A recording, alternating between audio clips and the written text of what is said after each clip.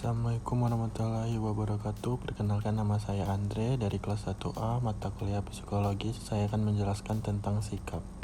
Sikap terdiri dari definisi, komponen, karakteristik, faktor pembentuk, fungsi, serta teori pembentukan atau perubahan. Definisi sikap: 1. Berorientasi pada respon, berorientasi pada kesiapan respon. 3. Berorientasi pada skema triadik. Definisi yang berorientasi pada respon: Toko, Louis Thurston, Dennis Licker, Charles Osgood. Sikap adalah suatu bentuk atau reaksi perasaan. Perasaan mendukung favorable maupun perasaan tidak mendukung atau unfavorable terhadap suatu objek. Definisi yang berorientasi pada kesiapan respon: Toko, Jeff, Bogardus, Lapierre, Mann, dan Alport. Sikap merupakan kesiapan untuk bereaksi terhadap suatu objek dengan cara tertentu. Kecenderungan potensi untuk bereaksi dengan cara tertentu jika individu dihadapkan pada suatu stimulus yang menghendaki adanya respon. Suatu pola perilaku, tendensi, atau kesiapan antisipatif, predisposisi untuk menyesuaikan diri di suatu. Definisi yang berorientasi pada skema triadik: Sikap merupakan konstelasi komponen kognitif, afektif, dan konatif yang saling berinteraksi dalam memahami dan merasa dan perilaku terhadap suatu objek. Keteraturan tertentu dalam hal pemikiran, perasaan, dan predisposisi tindakan seseorang terhadap suatu aspek di lingkungan sekitar. Komponen atau struktur sikap: 3. Komponen sikap. Kognisi merupakan kepercayaan atau keyakinan, ide, konsep, persepsi, stereotip, pandangan, opini, pengetahuan, atau informasi tentang suatu objek. Afeksi berupa emosi, perasaan, nilai-nilai tentang suatu objek. Konasi berupa kecenderungan bertingkah laku atau bertindak terhadap suatu objek. Karakteristik sikap: A. Sikap disimpulkan dari cara-cara individu bertingkah laku. Sikap ditunjukkan mengarah pada objek psikologis.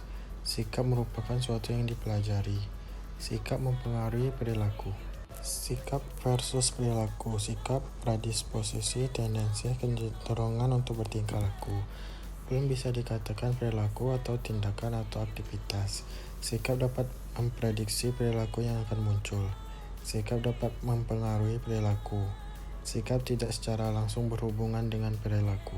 Faktor pembentukan sikap: Sikap adalah suatu yang dipelajari melalui adanya interaksi sosial saling mempengaruhi pola perilaku.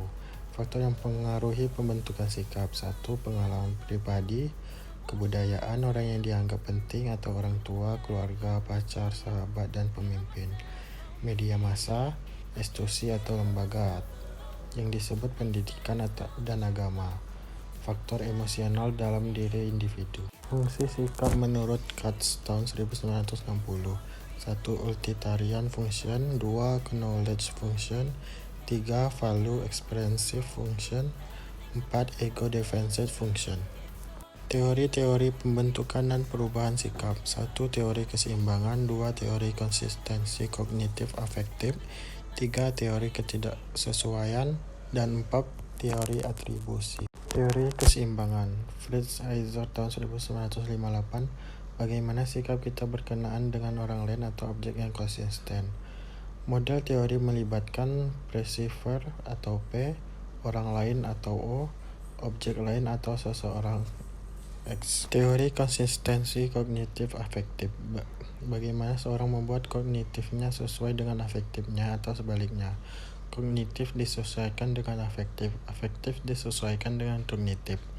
Jika terjadi ketidaksesuaian, berusaha mengubah kognitif agar sesuai afektif.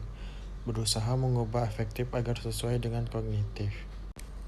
Kognitif diubah mengikuti afektif. Contoh sikap terhadap merokok: Afektif suka merokok. Kognitif tahu bahwa merokok berbahaya, menyebabkan kematian. Afektif diubah mengikuti kognitif. Contoh sikap terhadap bakso langganan: Kognitif tahu bahwa bakso B ternyata dari daging tikus. Afektif suka makan bakso B, tidak suka makan bakso B. Teori ketidaksesuaian atau dissonance theory: Sikap akan berubah untuk mempertahankan konsistensinya dengan perilaku nyata. Sumber pokok inkontinensi ada dua: akibat pengambilan keputusan, akibat perilaku yang bertentangan. Inkonsistensi mengubah sikap agar sesuai perilaku. Teori atribusi atau attribution theory berbeda dengan ahli pada umumnya. Ahli pada umumnya sikap berdasarkan pertimbangan kognitif dan afektif.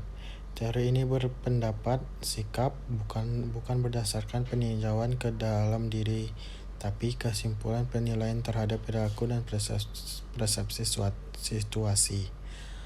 Perubahan perilaku menunjukkan perubahan sikap. Contoh, perilaku tidak mencontek dipuji guru, nilai tetap baik. Sikap mean pada pencontek, tidak suka mencontek.